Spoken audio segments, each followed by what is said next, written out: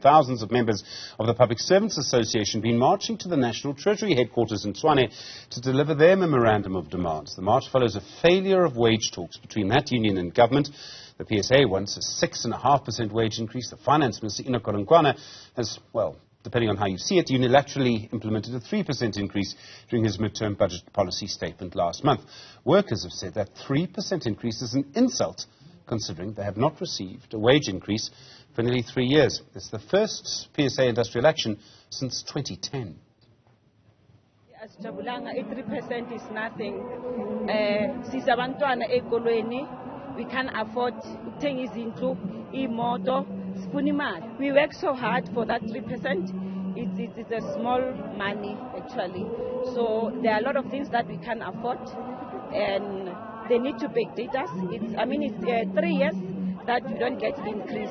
So it's shame for us. Joined in our studios now by Newzroom who was at the March to Treasury in Tshwane earlier. Newzroom, good afternoon. Welcome to Newsfeed, by the way. Thank you. What is it that workers want?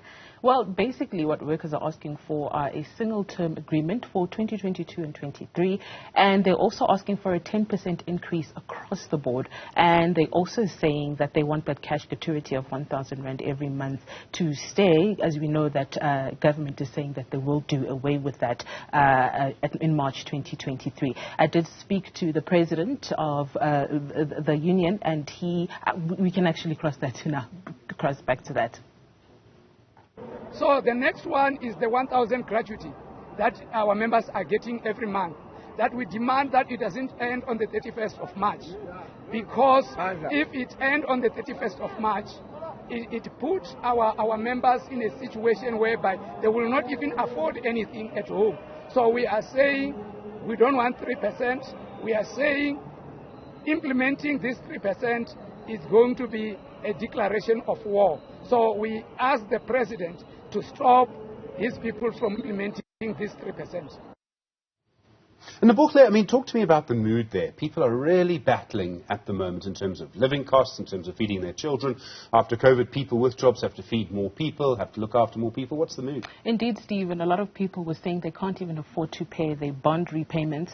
Some can't even buy vehicles. Some can't even take their children, to proper schools. And they're saying that 3% is practically a joke, because they also want to do away with that cash gratuity, like I said. And if they take that away and then add a 3%, it makes no sense for them. So they were very aggrieved on the ground, just saying that government is taking them for a fool and not hearing them. And you will remember that this is the biggest strikes in 10 years.